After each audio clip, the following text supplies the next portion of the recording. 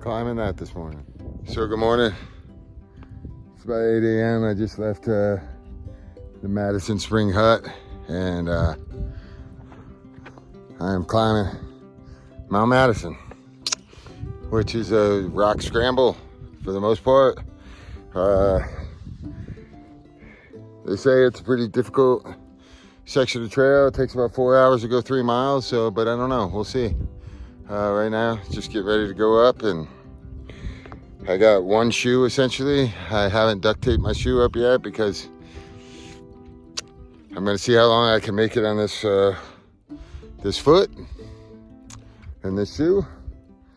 But if I start putting duct tape on it now, it's just gonna get ripped up on these rocks, and I'm gonna run out of duct tape. So I'm gonna see how far I can get with half my foot hanging out, and if it rips a little more and it gets too bad, I'll put some duct tape on it, and then these rocks will just chew right through that duct tape, and it'll be reapply, even though I don't have that much duct tape. So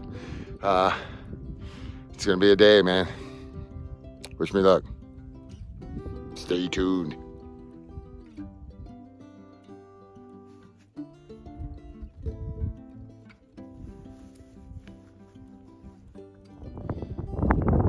So I haven't even made it to the top of Madison yet, which was only a half a mile.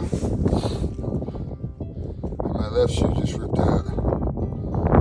So, I'm in bad shape up here, man. We got about 8 miles to go.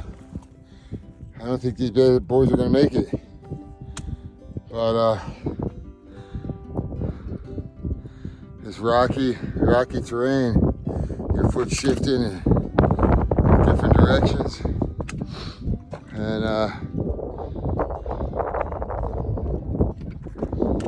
it's gonna be a tough hiking day for me. But it's not like I can just call Dick's Sporting Goods and have them deliver a pair up here. So I gotta make it down. I got about 8 miles. Alright. The top of President Madison, Mount Madison.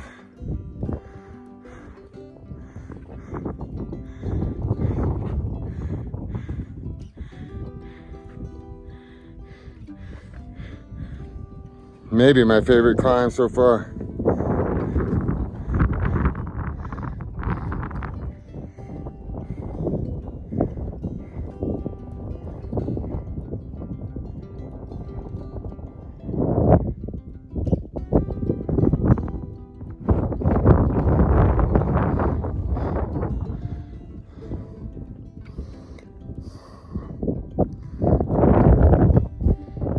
That's where I'm going.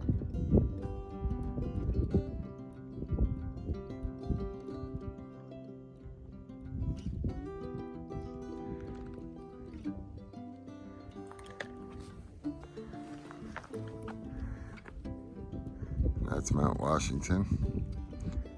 That is the road, the sketchy road up Mount Washington.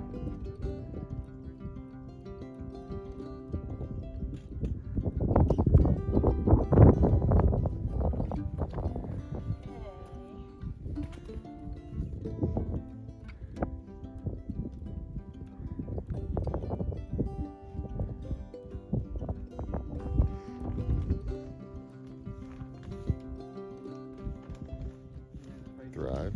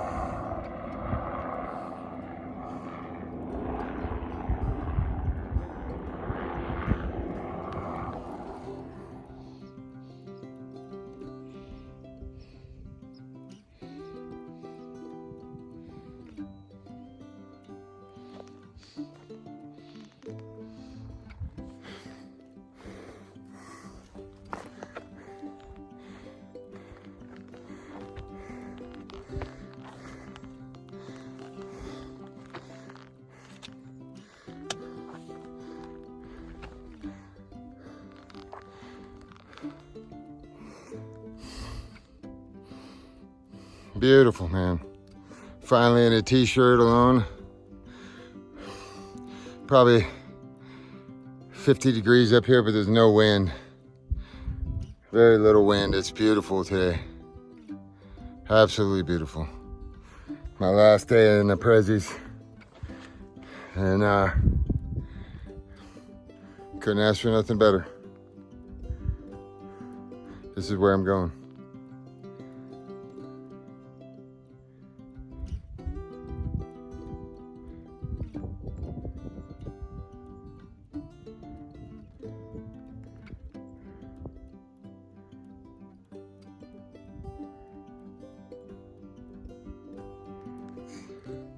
So this is where I hiked. I started over there, climbed Mount Washington, walked those ridges, up and down these mountains, this big circle, and now I'm coming right back down to Pinkham Notch. It's a big horseshoe.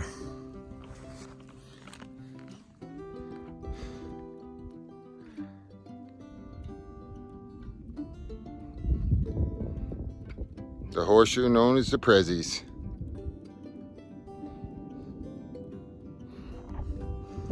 But I'm not done yet. These rocks are brutal.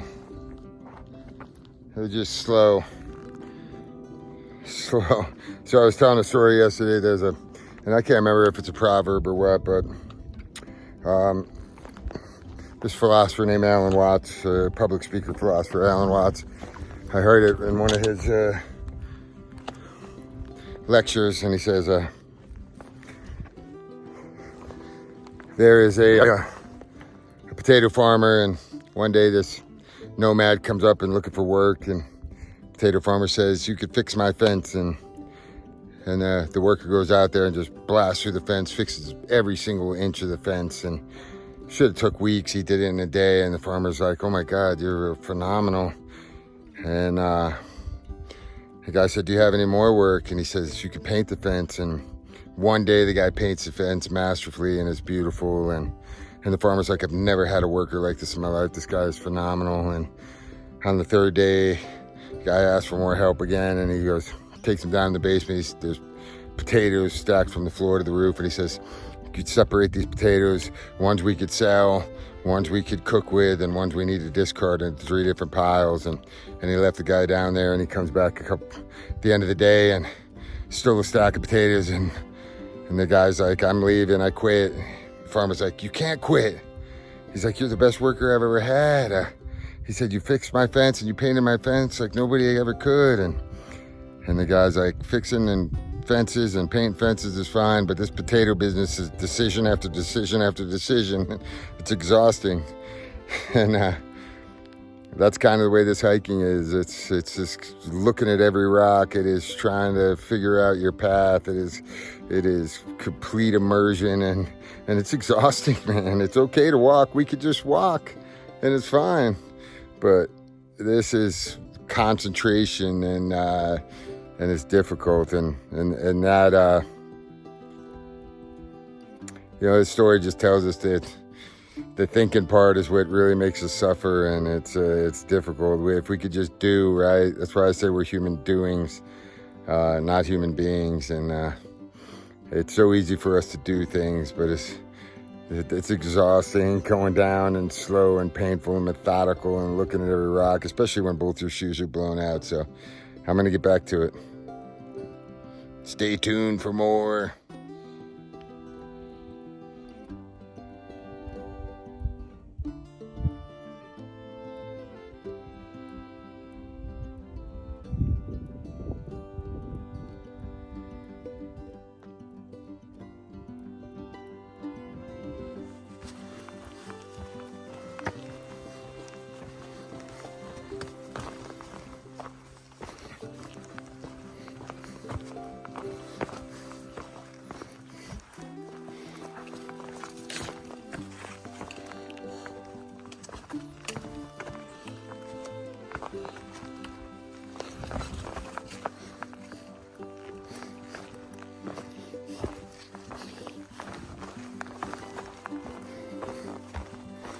So I made it back into the tree line. It took a couple of hours, man. I think it's like, I don't know. Let me see here for a minute. So a lot of comments on Far Out have said it takes like 4 hours to get from the Madison Spring Hut to Osgood campsite, which is essentially down the mountain, up and over Madison and down the mountain. And that's 4 hours to go 3 miles. And I started about 8 a.m.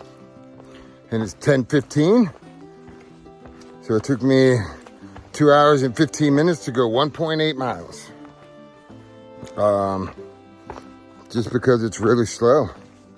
So it's really just methodical, one foot in front of the other. And, but yeah, man, but, still got, you know, a little more than a mile to go. And, hopefully the trail stays like this. I know we still got some descent to do, but we'll see how it goes.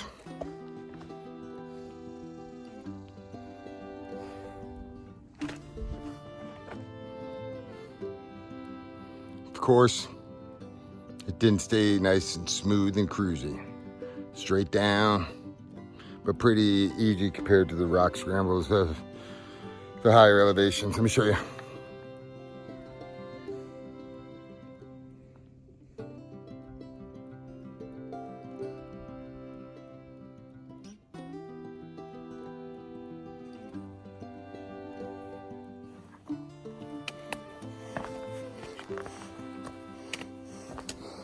And I have to keep my shoes relatively flat. So if I pick a rock, like for example, like this rock that's at an angle, and the whole foot comes out the side. And guess what? There aren't many flat rocks out here. But they're holding up pretty well, man. So, just gotta get down and reevaluate, man. Reevaluate. Overcoming adversity is what makes the hikes that much more memorable.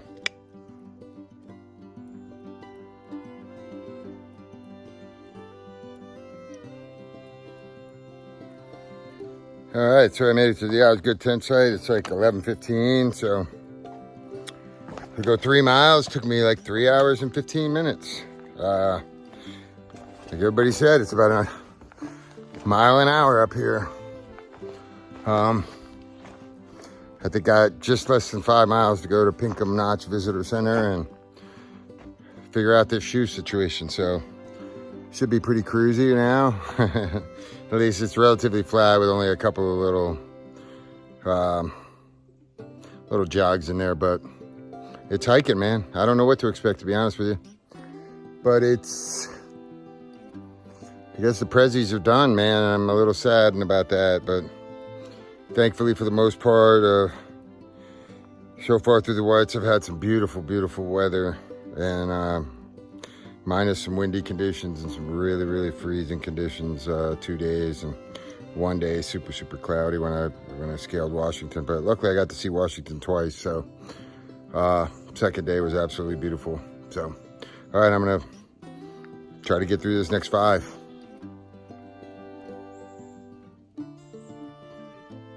Yeah.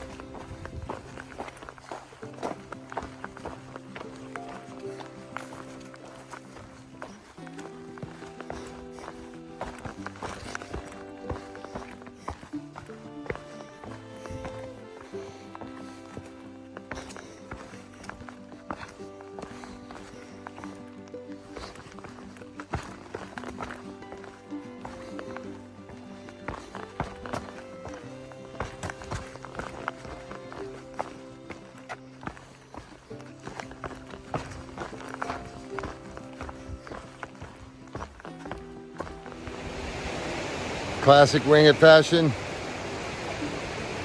I went the wrong way.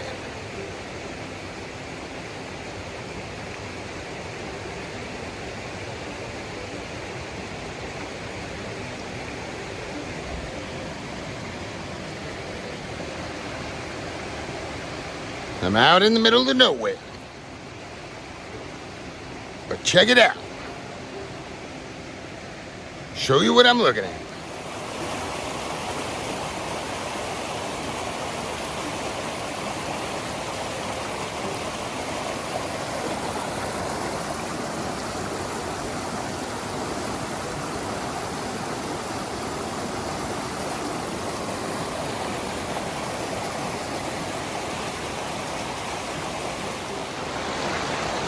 So the question is, do I go back almost a half a mile? Or do I keep going?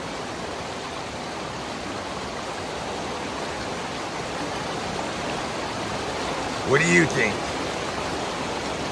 Let's go. Check it out. How can you go wrong out here, man?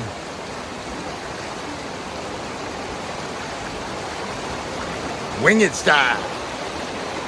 Wing it blazing.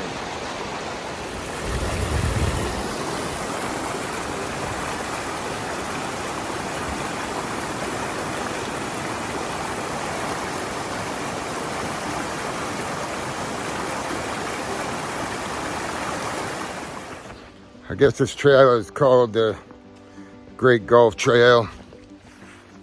And it's actually add miles to my day. It runs to, it actually catches the Appalachian Trail again. There's the Appalachian Trail kind of horseshoes, but I'm not going that far today. I'm going to Pinkham Notch, so I guess technically the AT runs north, and then this kind of runs, so if that's north, east, I don't know.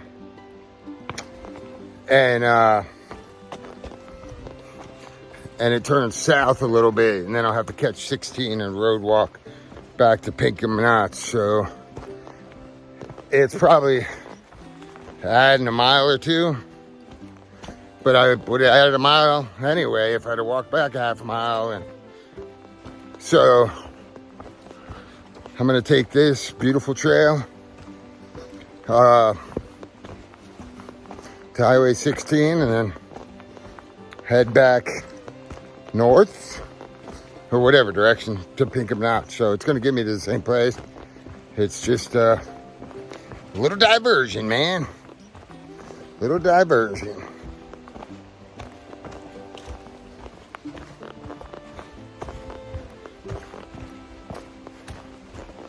Which I don't mind doing. As I've said before many a times, all those who wander are not lost. And I ain't lost. I'll show you what I'm looking at though. Because you ain't seen this nowhere else. Or maybe you have. I don't know. But it's pretty cool you're seeing it from me.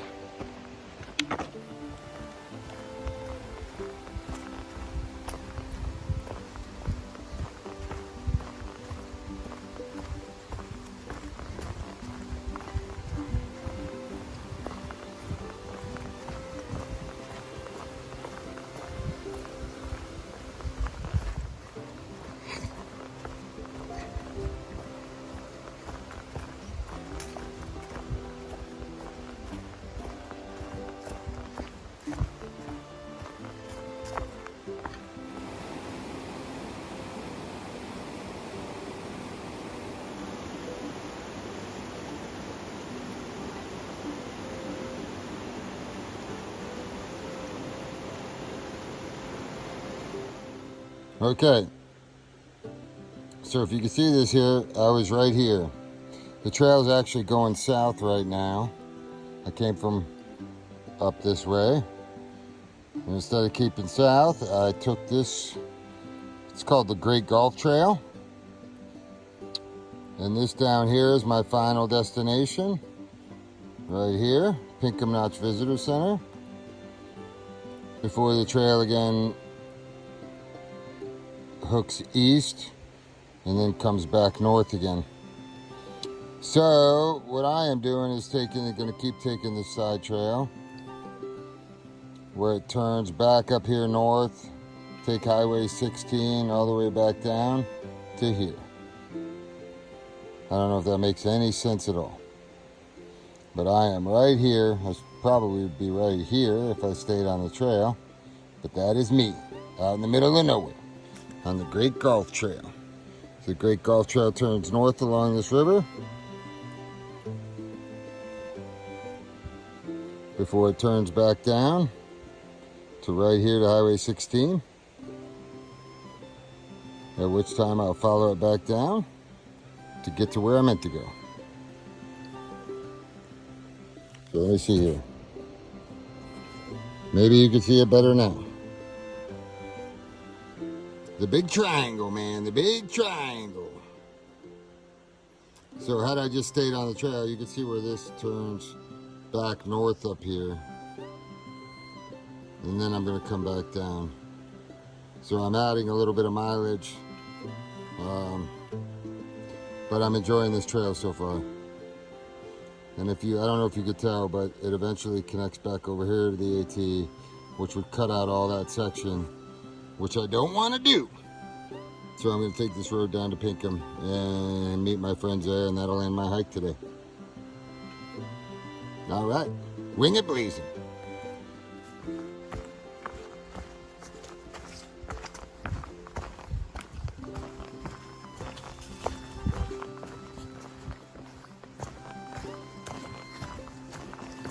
I really like this about me, like that I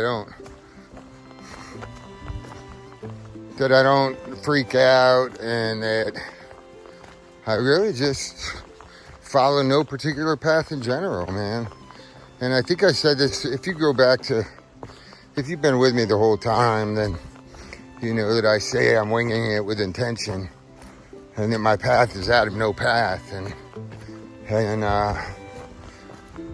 that I don't need to follow the crowd anymore, or to feel comfortable and feel safe or secure in my personhood. I carve out my own way, and I really like that about myself, and I haven't always been that way. You know, I was a crowd follower. I was someone who,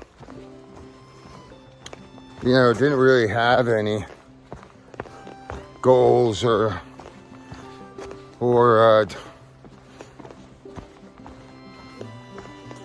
personal things that I liked or hobbies. I always did what everybody wanted me to do, or what everybody else was doing, and I tried to fit myself into a box. And in my awakening, right, whatever somebody calls that, my awakening, my shift of perspective, my change in perception showed me that, allowed me to step outside of that box and be unique, or as close to the unique as I could possibly be. And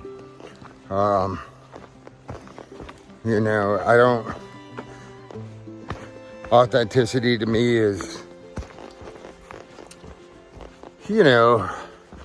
it's difficult to achieve, and I don't know if there is such thing as authenticity, because I'm a firm believer that you can't be authentic and conform, right? That we all are playing a role, and we take care of the responsibility. We chop wood and carry water right in front of us, but that's not always being authentic, right? And it's such a difficult thing for people to wrap their brains around, but when I'm a father, I play the role of a father, and I teach and I guide and I love, and same thing as a grandfather, and I'm playing a role of an educator. And maybe I want to tell them, like, screw that, don't worry about that, do whatever the heck you want to do. So that's what I mean by conforming. We try to teach people, we try to teach our children not what we do, but you know, maybe what the right thing is, if there is a right thing, or what they should do, or guide them down a particular path. And when really we just want to say, do whatever makes you happy, kid. You know, like, so we're playing a role, right? We're actors, and that's the definition of a person. It comes from the Greek word persona, which is a mask that they wore in theater to project their voice out to the audience. So by definition, a person is inauthentic. It's what we present to the world. And so we're all playing a role, at least a little bit, some more than others. You know, you're playing a role of a good employee when you go to work, or you're playing a role of who you are on social media. We're all playing a role, man. And to say that we're not is just, you know, is just not true. And that's okay. It's okay to play a role. Because how else are we going to teach? How else are we going to conform? You know, if we all just ran around and did everything that we wanted to do, it would be chaos. So, I guess what I'm just getting back to the point. I enjoy that about myself, that I don't have to know the direction I'm going in. I can just follow in the whatever path I'm on, and wherever I'm at is right where I'm supposed to be, and just allow things to happen naturally, and feel comfortable in doing that, and not get anxiety that, you know, I'm lost, man, or I'm out here by myself, or, you know, I have to touch every white blaze, or I have to make it to Katana. And it's never been about finishing for me. Never. And it never will be.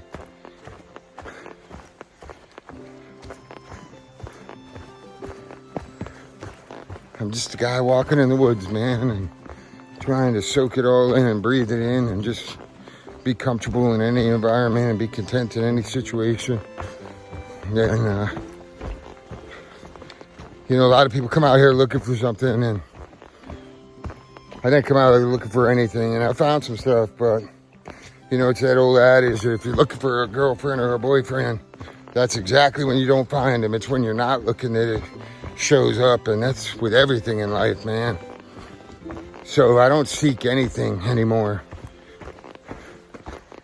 except for to be completely in the moment and try to enjoy whatever it is I'm doing. I don't seek to alter or change my life or to be somewhere else. It's completely engrossed in the moment, and I fail miserably, and then I surrender again. It's a million surrenders. So I don't know where this path takes me, other than what the little map shows me, man. But I'll be exactly where I'm supposed to be. And I can panic on this journey with my shoes broken and this obscure trail, or I can enjoy it. So I'm gonna enjoy it.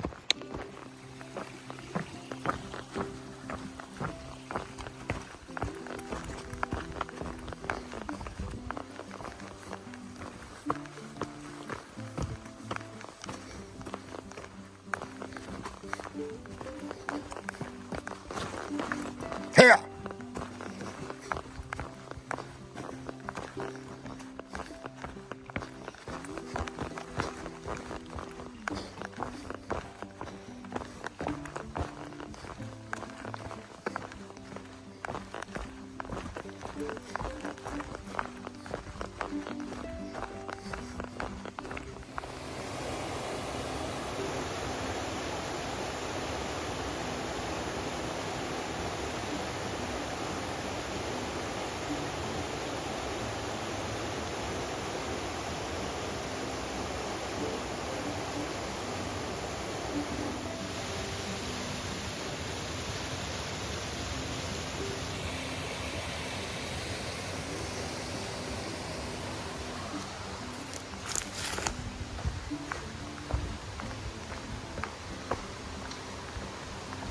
Wow.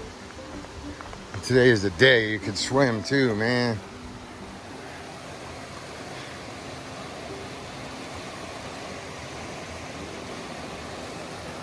Beautiful.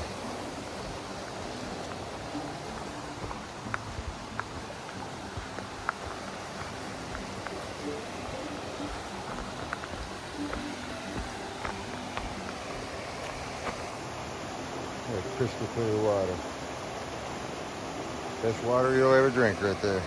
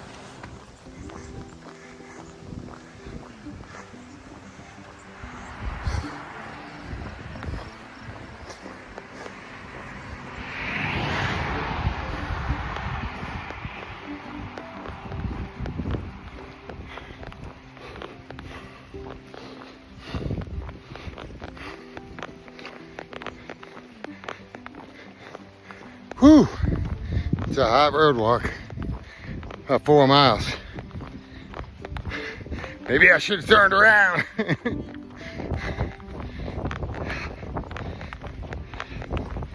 It's beautiful though, blue skies,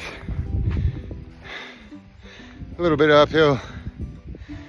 Well, looks like a lot of uphill when I look backwards.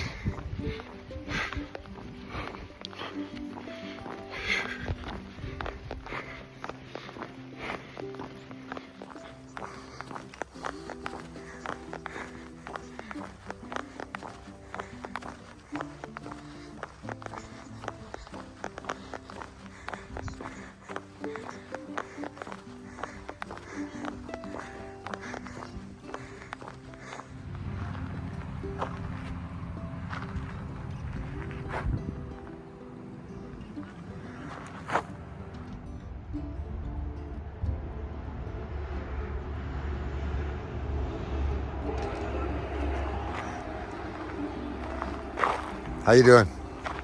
Good. No, I'm gonna wait for Thrive. Thank you.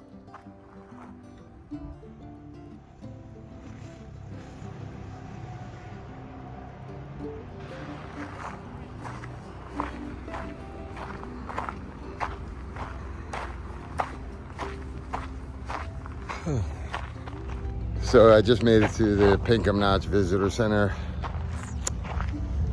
I had about a 4.5 or 5 mile road walk, and it's funny, I just pulled up here and there's a bunch of hikers I've been seeing for a while now, some young kids, and you know, this kid named SK, and Old Man, and Cuddle Snake, and